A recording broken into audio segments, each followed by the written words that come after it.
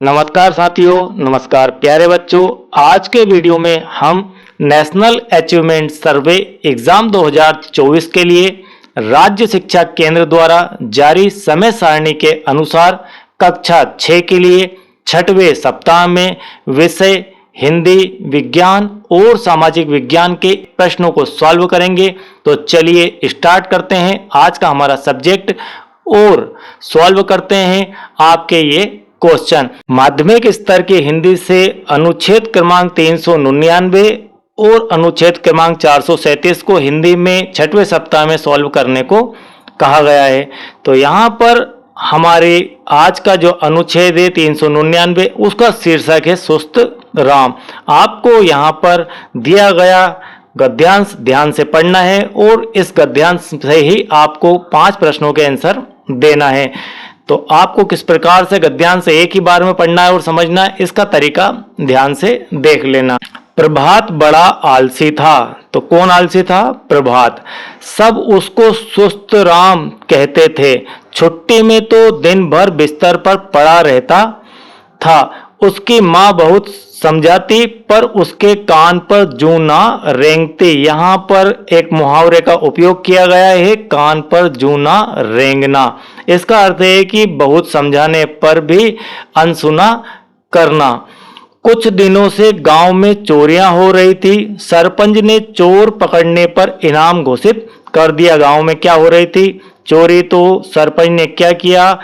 चोर को पकड़ने के लिए इनाम घोषित कर दिया। एक रात सुस्त राम को बगल के कमरे में कुछ आवाज आई। उसे लगा कहीं चोर ना हो। एक दिन क्या हुआ? सुस्त राम सो रहा था और उसको बगल से कुछ आवाज आई। उसको लगा कि कहीं चोर तो नहीं है। वह अपनी सुस्ती छोड़कर उठा। बहुत ही सुस्त था लेकिन फिर भी सुस्ती छोड़कर उठा। ठंड के कारण उसने कंबल ओढ़ रखा था, ओढ़ लिया। वह दबे पांव बगल वाले कमरे में गया। वहां कोई सामान समेट रहा था। चोर जो है कुछ सामान इकट्ठा कर रहा था। सुस्त राम ने कंबल डालकर उसे पकड़ लिया। क्या किया उसने? चोर को पकड़ लिया और शोर मचाने लगा। सब लोग जाग गए। चोर पकड़ा गया। दूसरे दिन सरपंच ने सुस्त राम को इनाम दिया। उसकी मां ने कहा, तुमने अपनी सुस्ती छोड़कर कितना बड़ा काम कर दिखाया। उस दिन से सुस्त राम सुस्ती छोड़कर फुर्ती से काम करने लगा। धीरे धीरे सब उसे फिर से प्रभात कहने लगे। तो प्रभात का नाम ही बदलकर सुस्त राम लोगों ने उसके सुस्ती के कारण कर दिया था। अब इसके आधार पर आपको क्वेश्चनों के आंसर देना है। प्रश्न नंबर 1, प्रभात को सब सुस्त राम क्यों कहते थे? तो प्रभात बहुत ही सुस्त था, बहुत ही आलसी था, इस कारण से सब उसे सुस्त राम कहते थे। छोटा होने के कारण, मोटा होने के कारण, पेटू होने के कारण, आलसी होने के कारण। तो ऑप्शन डी इसका राइट हो जाएगा। प्रश्न नंबर 2, यहां पर प्रश्न नंबर 2 है, सुस्त राम को इनाम क्यों दिया गया? चोर पकड़ने के लिए, दिन भर सोने के लिए, खूब खाने के लिए या फिर पढ़ाई करने के लिए? तो सुस्त राम को जो इनाम दिया गया वह चोर को पकड़ने के लिए दिया गया था। अब क्वेश्चन नंबर 3, सुस्ती का विलोम क्या है? विलोम से अर्थ होता है उल्टा। कैसा? उल्टा। जैसे दिन का उल्टा क्या होता है? रात होता है। उसी प्रकार से सुस्ती का आपको उल्टा शब्द बताना है, विलोम शब्द बताना है। तो सुस्ती का विलोम हो जाएगा आपका फुर्ती। क्वेश्चन नंबर 4, कान पर जूं ना रेंगना। कान पर जूं ना रेंगना का अर्थ सिर में जुआ ना होना, कान पर जुआ ना चलना, सुनकर ध्यान न देना, जुओं को साफ न करना। तो यहां पर इसका सही आंसर आ जाएगा कहा अनसुना करना। किसी ने कुछ कहा और आपने उसकी बात पर ध्यान नहीं दिया, इसका अर्थ है कि आपके कान पर जू नहीं रेंगी है। यह एक मुहावरा है, यहाँ जू से कोई संबंध नहीं है। मुहावरों का कुछ और ही अर्थ निकलकर आता है। तो सुनकर अनसुना करना यह इस मुहावरे का शुद्ध अर्थ होता है। प्रश्न नंबर 5, प्रभात ने चोर को कैसे पकड़ा? चादर डालकर, कंबल डालकर, रजाई डालकर या फिर तौलिया डालकर? तो ठंड का समय था, उसने कंबल ओढ़ रखा था, उसी कंबल को चोर के ऊपर उसने डाल दिया, जिसके कारण से चोर पकड़ा गया। तो यह आपके क्वेश्चन यहाँ से इस अनुच्छेद से कंप्लीट होते हैं। अब अनुच्छेद क्रमांक 437, अनुच्छेद क्रमांक 437, यहाँ पर अनुच्छेद दिया गया है एक सूचना के विषय को लेकर। सूचना हमें पढ़ना है कि क्या सूचना दी गई है। यह सूचना दिनांक 10/10/2020 को दी गई है और इस सूचना का विषय है नेत्र परीक्षण शिविर का आयोजन। क्या है लिखा हुआ सूचना के अंदर? शासकीय चिकित्सालय के सहयोग से, किसके सहयोग से? शासकीय चिकित्सालय के सहयोग से दिनांक 15/10/23 को, किस दिन? 15/10/23 को विद्यालय में नेत्र परीक्षण शिविर लगाया जाएगा। किस दिन लगाया जाएगा? 15/10/23 के दिन, जिसमें शासकीय क्षेत्र चिकित्सालय के नेत्र चिकित्सक, जो नेत्र चिकित्सक होते हैं वो आंखों की जांच करते हैं, आंखों का परीक्षण करेंगे और आंखों को स्वस्थ रखने हेतु आवश्यक जानकारी भी देंगे। छात्र छात्राएं पुस्तकालय कक्ष में प्रातः 10 बजे, किस समय? पुस्तकालय कक्ष में 10 बजे से पर्चा बनवाकर, पर्चा बनवाने से अर्थ है कि वहां पर रजिस्ट्रेशन करना होता है कि हमें आंखों की जांच करवाना है, इस बात का पर्चा, आंखों का निःशुल्क परीक्षण करा सकते हैं। यह सूचना दी गई और किसने दी है? हस्ताक्षर प्रधान अध्यापक शासकीय शाला भोपाल या माध्यमिक शाला भोपाल। अब यहाँ पर इसके आधार पर आपका क्वेश्चन नंबर 31, हम इसे क्वेश्चन नंबर 1 भी कह सकते हैं इस अनुच्छेद के लिए। सूचना किसके बारे में है? सूचना किस बारे में है? ठीक है, सूचना किस बारे में दी गई है? तो सूचना आपकी नेत्र परीक्षण शिविर के आयोजन के संबंध में है। तो यहाँ पर जो सूचना दी गई है वो नेत्र परीक्षण की सूचना दी गई है। अब क्वेश्चन नंबर 32, या जिसे हम 2 भी कह सकते हैं, शिविर का आयोजन किसके सहयोग से किया जा रहा है? तो शिविर का आयोजन चिकित्सालय के सहयोग से किया जा रहा है। चिकित्सालय से मतलब अस्पताल के सहयोग से किया जा रहा है। अब नेक्स्ट क्वेश्चन नंबर 3, जिसे हम 33 कहेंगे, नेत्र परीक्षण कब किया जाना है? नेत्र परीक्षण का दिनांक क्या था? तो ये सूचना की तारीख है 10/10/2020 को सूचना दी गई है। कुछ समय पहले सूचना दी जानी होती है और उसके बाद जो शिविर लगना था वह लगना था 15/10/23 को। तो यहाँ पर 15/10/23 आपकी डेट है शिविर की, तो शिविर 15/10/2023, तो ये आपका डी ऑप्शन यहाँ पर राइट हो जाएगा। अब क्वेश्चन नंबर 4, जिसे हम 34 भी कह सकते हैं, छात्र छात्राओं को पर्चा किस कक्ष में बनवाना है या बनवाना था? तो छात्र छात्राओं को पर्चा किस कक्ष में, कक्ष का नाम आपको बताना है, प्रधानाध्यापक के, पुस्तकालय में, अपने कक्षा कक्ष में, सभा कक्ष में। तो यहाँ पर दिया गया था कि पुस्तकालय कक्ष में। कब? पुस्तकालय कक्ष में 10 बजे से। तो यहाँ पर बी ऑप्शन आपका सही हो जाएगा, पुस्तकालय कक्ष में। इसके बाद क्वेश्चन नंबर 5, और जिसे हम 35 भी कहेंगे, पुस्तकालय शब्द में कौन सी संधि है? यहाँ पर यह IMPA संधि के विषय में पूछा गया है। तो पुस्तकालय को यदि आप संधि विच्छेद करके लिखें तो आप ऐसा लिख सकते हैं, पुस्तक धन आलय।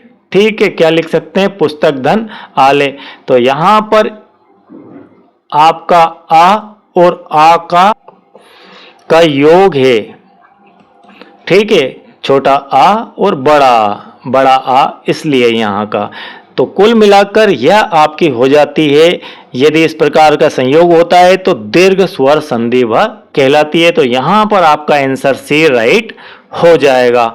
अब इसके बाद हम चलते हैं साइंस के अंदर, विज्ञान विषय देखते हैं। प्रश्न नंबर 101 विज्ञान के अंदर सम्मिलित किया गया है। यह है आपका ऑस्ट्रेलिया के मरुस्थल में, कहाँ? ऑस्ट्रेलिया के मरुस्थलीय इलाकों में जब पानी नहीं होता था तो स्थानीय लोग, वहां के लोग पानी रेगिस्तानी ओक नाम के पेड़ के किस भाग से लेते थे? वहां पर मरुस्थलीय इलाका था, तो जब वहां पर पानी खत्म हो जाता था, नहीं होता था, उस समय वहां के लोग रेगिस्तानी ओक नाम का एक पेड़ था, उससे पानी लेते थे। प्रश्न यहां पर है कि किस उस पेड़ के किस भाग से पानी लेते थे? ठीक है, किस भाग से पानी लेते थे? तो सबसे ज्यादा पेड़ में पानी कहां पर होता है? क्या जड़ों में होता है, पत्तियों में होता है, शाखाओं में होता है, या फिर तनों में होता है? तो इसका सही आंसर आ जाएगा आपका ए वाला, तना। ठीक है, अब क्वेश्चन नंबर 114 है, कौन सा पौधा यह संकेत देता है कि मिट्टी की ऊपरी परत सूख गई है? ऐसा जानकारी देने वाला पौधा कौन सा है? यूनिकॉर्न, पिचर, लेवेंडर या क्रोटन? तो वह पौधा आपका होता है यूनिकॉर्न। आपको वन वर्ड में ही इसका आंसर याद रखना है। अब क्वेश्चन नंबर 118, क्वेश्चन नंबर 118 है, अगर आपको कोई काम जल्दी जल्दी पूरा करना है, फटाफट निपटाना है, तो आप उस काम को अकेले करेंगे तो क्या जल्दी निपट जाएगा? क्या आप उस काम को जल्दी जल्दी करेंगे तो जल्दी निपट जाएगा, या फिर आसपास के लोगों की मदद ले लेंगे, सब मिलकर करेंगे तो काम जल्दी समाप्त हो जाएगा, या फिर आप समय का ध्यान ही नहीं रखेंगे तो जल्दी हो जाएगा? तो यहां पर इसका सही आंसर आएगा सी वाला, कि हम और भी लोगों की मदद ले लेंगे तो जिससे आपका काम जल्दी समाप्त हो जाएगा। अब इसके बाद क्वेश्चन नंबर 120, क्वेश्चन नंबर 120 है, आपके घर, आपका घर हो या फिर आपका स्कूल हो, उनमें बनाए जाने वाला कोई भी नियम होना चाहिए। घर हो या फिर स्कूल हो, उसमें कोई नियम बनता है तो कैसा होना चाहिए? केवल लड़कों के लिए होना चाहिए, केवल लड़कियों के लिए होना चाहिए, लड़के और लड़कियों दोनों के लिए अलग अलग होना चाहिए, या फिर लड़के लड़कियों दोनों के लिए एक समान होना चाहिए? यहां समानता के अधिकार की बात की जा रही है, तो यहां पर बिल्कुल करेक्ट वन वर्ड में आंसर आएगा कि कोई भी नियम लड़के और लड़कियों दोनों के लिए एक समान होना चाहिए। अब क्वेश्चन नंबर 120 के बाद क्वेश्चन नंबर 128, क्वेश्चन नंबर 128 है, केरल राज्य में पाए जाने वाले पेड़ों का समूह है। आपको पूरा समूह ही केरल में पाए जाने वाले पेड़ों का होना चाहिए, तो आंसर करेक्ट लगाना है। नारियल, केला, कटहल, अमरूद, अंगूर, अनार, सेब, पपीता, तरबूज, जामुन, इमली, संतरा। तो आपका जो नारियल होता है वह केरल में होता है, केले वे भी केरल में होते हैं, और कटहल जो है अधिक मात्रा में केरल में ही होती है। तो यहां पर ऑप्शन ए इसका सही हो जाएगा। अब इसके बाद क्वेश्चन नंबर 132, क्वेश्चन नंबर 132 है आपका, जब दांत में दर्द होता है तो किस मसाले का उपयोग किया जाता है? जब आपके दांतों में दर्द होता है तब किस मसाले का उपयोग यहाँ पर किया जाएगा? ये 4 प्रकार के मसालों के नाम आपको यहाँ पर दिए गए हैं, काली मिर्च, लौंग, जीरा या फिर सौंफ। तो जो लौंग होता है वह दांतों का दर्द निवारक होता है। जब दांतों में दर्द होता है तो लौंग खाने से काफी हद तक आराम लग जाता है, तो इसका सही आंसर आ जाएगा लौंग। और लौंग एक प्रकार का मसाले के अंतर्गत आता है। अब इसके बाद क्वेश्चन नंबर 133 जो इसके नीचे दिया गया है, कौन से राज्य में, आपको राज्य का नाम बताना है, सबसे ज्यादा मसालों का उत्पादन होता है? यह क्वेश्चन बहुत ही आईएमपी और हो सकता है कि इस बार नेक्स्ट के एग्जाम में आपसे पूछा भी जाए। मध्य प्रदेश, छत्तीसगढ़, केरल या फिर उत्तर प्रदेश? तो यहां पर ऑप्शन सी आ जाएगा, केरल। केरल राज्य समुद्र तट पर है और वहीं से पहले मसालों का व्यापार जहाज के माध्यम से किया जाता था, तो इसी कारण से सबसे बड़ा जो बंदरगाह था उस समय वहीं पर था। तो केरल राज्य आज से नहीं पुराने समय से मसालों का सबसे बड़ा उत्पादक है, और भारत भी मसालों का सबसे बड़ा उत्पादक देश है। हम दुनिया में अपने मसाले यहाँ के निर्यात करते हैं। अब इसके बाद क्वेश्चन नंबर 134, यह भी मसालों से संबंधित ही है, किस मसाले को काला मोती भी कहते हैं? काला मोती, यहाँ पर यह क्वेश्चन भी आपका IMP है कि किस मसाले को काला मोती कहा जाता है। लौंग, यह भी चूंकि काला होता है तो यह मोती में नहीं आता है, मोती गोल होते हैं। हल्दी हो ही नहीं सकता। काली मिर्च, राई, काली मिर्च भी काली होती है और यह मोतियों के आकार की छोटी होती है, तो इसलिए काली मिर्च को हम काले मोती भी कहते हैं, जो कि एक प्रकार का मसाला है। अब क्वेश्चन नंबर 134 के बाद 137, 137 नीचे देखते हैं, यहां पर मिल जाएगा, ये मिल गया। 137 है, किसी भी दुर्घटना के होने पर घायलों को दी जाने वाली आकस्मिक सहायता को कहते हैं। कोई भी सड़क पर कहीं दुर्घटना हो गई, उस समय जब कोई घायल हो जाता है, उस घायल व्यक्ति को दी जाने वाली आकस्मिक मतलब तुरंत जो सहायता दी जाती है उसे क्या कहते हैं? क्या राहत राशि कहते हैं, क्या मेडिकल इमरजेंसी कहते हैं, या स्थायी आवास कहते हैं, या फिर आहार कहते हैं? तो चूंकि एक्सीडेंटल मामला है, दुर्घटना का विषय है, मेडिकल से संबंधित विषय है, इसलिए हम उसे मेडिकल इमरजेंसी कहेंगे। और ऐसी स्थिति में आपने देखा होगा कि जो एम्बुलेंस होती है वह घायलों को लेकर सायरन बजाती हुई निकल जाती है, क्योंकि इमरजेंसी सायरन उसके अंदर होता है कि पहले हमें यहाँ से निकलने दीजिए, और सब उसको रास्ता देते हैं, इसलिए इसको मेडिकल इमरजेंसी के अंतर्गत माना जाता है। क्वेश्चन नंबर 137 के बाद क्वेश्चन नंबर 139। क्वेश्चन नंबर आपका 139 ये रहा आपकी स्क्रीन पर। अगर आपके स्कूल में कोई विकलांग बच्चा, यहाँ पर शब्द बदल चुका है, आजकल दिव्यांग हो चुका है, तो हम इसे दिव्यांग पढ़ेंगे। कोई दिव्यांग बच्चा है तो वह स्कूल में कैसे प्रवेश करेगा? आपको बताना है कि कैसे प्रवेश करेगा। चलकर, रैंप एवं व्हीलचेयर के द्वारा, उठाकर, इनमें से कोई नहीं, तो वह अपने मान सम्मान के साथ में रैंप एवं व्हीलचेयर की सहायता से स्कूल में प्रवेश करेगा। अब इसके बाद आपका क्वेश्चन नंबर 260। क्वेश्चन नंबर 260 है, आपके पिता के 2 भाई हैं। आप मान लीजिए अपने ऊपर ही इस विषय को रख कर के आपके पिता के 2 भाई है। आपके पिता के छोटे भाई रिश्ते में आपके क्या लगेंगे, क्या कहलाएंगे? तो रक्त संबंध से हमेशा एक क्वेश्चन आता है, तो इस प्रकार का एक क्वेश्चन आपको एग्जाम में जरूर देखने को मिलेगा। तो आपके पिताजी के छोटे भाई आपके रिश्ते में क्या कहलाएंगे? तो आप सभी अब तक आंसर दे चुके होंगे, वे आपके चाचा कहलाएंगे। अब इसके बाद क्वेश्चन नंबर 261, यह भी रक्त संबंध से ही है। आपके पिता के एक भाई एवं एक बहन है। आपके पिताजी है, उनका एक भाई है और एक बहन भी है। आपके पिता की बहन का एक छोटा बेटा है, वो रिश्ता आपका क्या लगेगा?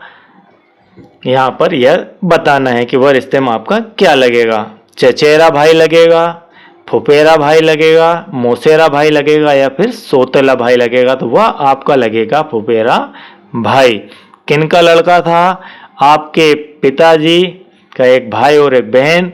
आपके पिता की बहन मतलब आपकी बुआ जी का एक बेटा, आपके बुआ जी का बेटा आपका क्या लगेगा? तो आपके फूफा जी का लड़का, बुआ जी का लड़का आपका फुफेरा भाई लगेगा। अब प्रश्न नंबर 354।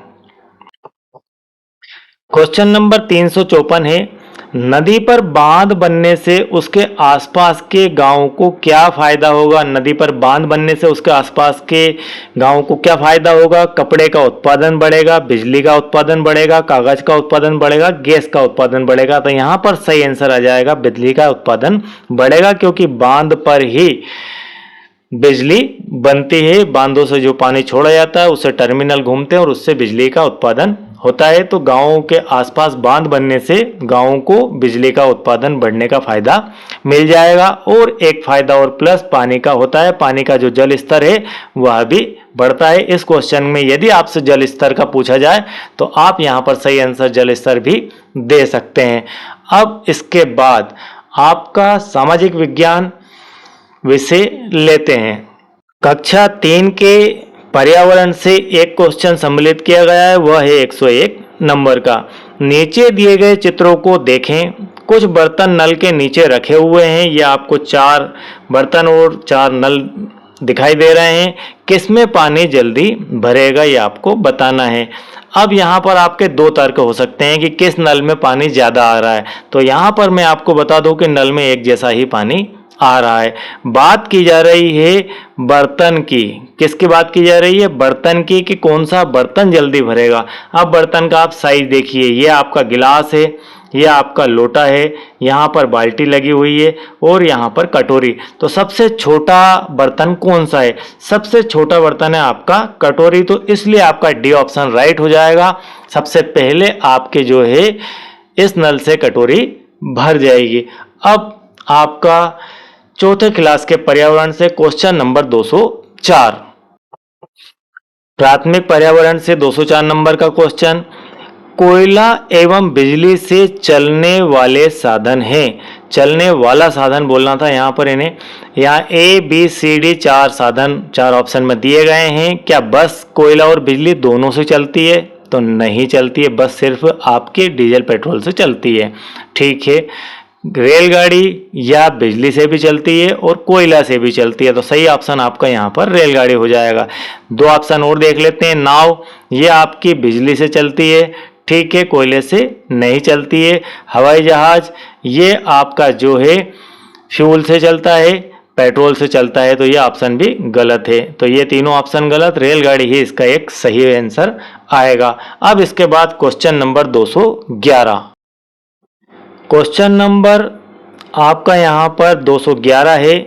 PNR, ये P, ये N और ये R का पूरा नाम है। यह रेलवे के संबंध में आपसे पूछा जा रहा है। PNR, passenger numeric record, passenger name record, passenger स्थायी नाम, पैसेंजर बैठक व्यवस्था। तो इसका सही फुल फॉर्म हो जाएगा पैसेंजर नेम रिकॉर्ड, जिसे आप PNR भी कहते हैं।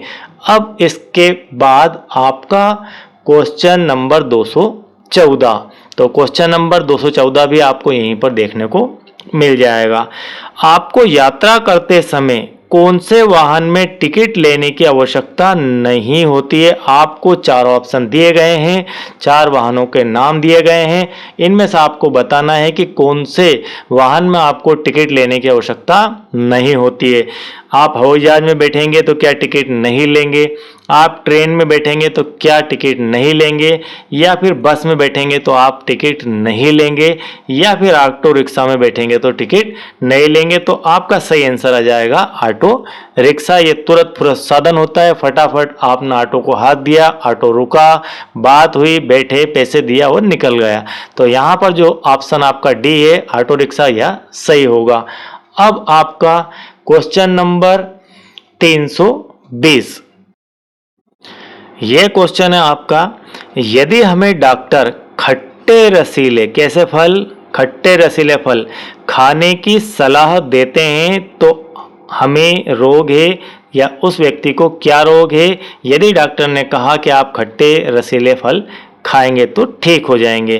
क्या रिकेट्स है, क्या रतौंधी है, क्या स्कर्वी है या फिर बेरी बेरी? तो आपको 1 वर्ड में ही याद रखना है, खट्टे रसीले फलों का संबंध स्कर्वी रोग से है। स्कर्वी रोग होने पर डॉक्टर द्वारा खट्टे रसीले फल खाने की सलाह दी जाती है। अब इसके बाद क्वेश्चन नंबर आपका 340।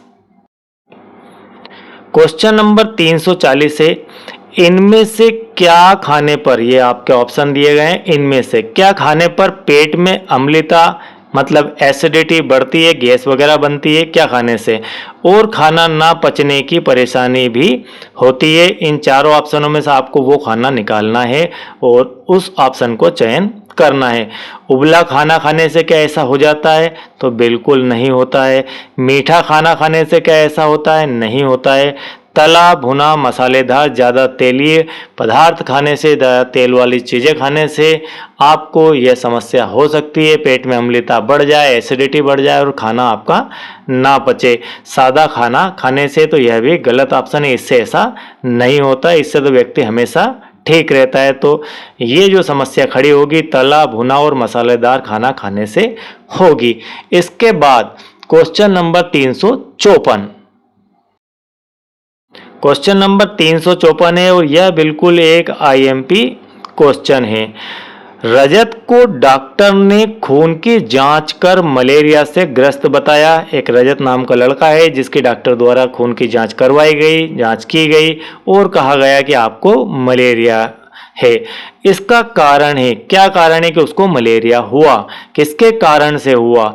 4 आपको यहाँ पर रीजन दिए गए हैं। एंडीज मच्छर, मकड़ी, मक्खी या फिर मादा एनाफ्लीज मच्छर। तो इसका आंसर आपको 1 वर्ड में ही याद रखना कि मलेरिया का जो संबंध है वह मादा एनाफ्लीज मच्छर से है।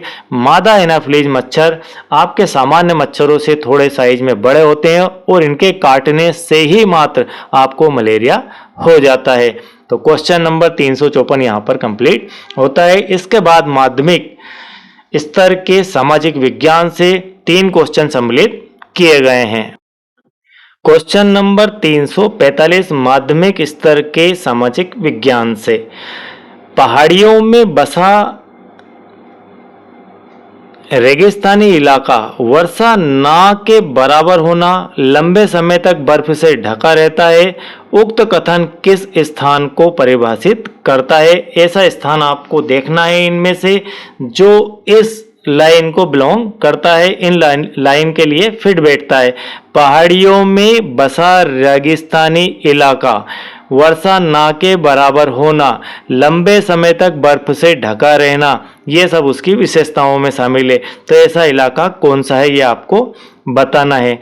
केरल में ऐसा होता है? जी नहीं, केरल में बर्फ नहीं गिरती है। क्या लद्दाख में बर्फ गिरती है? क्या अमृतसर में? क्या अहमदाबाद में? तो सिर्फ आप इस तरह से ही इसे देख सकते हैं, बर्फ से ढका होना। तो लद्दाख आपका वह क्षेत्र है जहां पर वर्ष भर 12 महीने बर्फ जमी रहती है, बर्फ रहती है और वहां का जो टेम्परेचर -10 -8 के करीब करीब हमेशा पाया जाता है। अब क्वेश्चन नंबर 356, यह है आपका, हर देश को विभिन्न निर्णय लेने एवं काम करने के लिए किसकी जरूरत होती है? कोई भी देश है उसको चलाने के लिए एक सिस्टम की जरूरत होती है, एक नियम की जरूरत होती है और उन नियमों के पालन करवाने वाले व्यक्तियों की जरूरत होती है। तो भारत एक लोकतांत्रिक देश है और इसमें ये सारे काम जो है सरकारों के द्वारा किए जाते हैं। तो प्रत्येक देश को निर्णय लेने, काम करने के लिए सरकार की आवश्यकता होती है। अब क्वेश्चन नंबर 349, ये क्वेश्चन है आपका, जो हम सभी लोगों को एक छवि में बांध देते हैं उसे कहते हैं। आपको यहाँ पर 4 वर्ड दिए गए हैं। क्या इन वर्डों का मीनिंग इससे मैच होता है कि हम सभी लोगों को एक छवि में बांध देते हैं? रूढ़िवादी धारणा उसे कहते हैं, पूर्वाग्रह उसे कहते हैं, अनुमान भी उसे कहते हैं। कुल मिलाकर आपका यहाँ पर ऑप्शन डी सही हो जाएगा।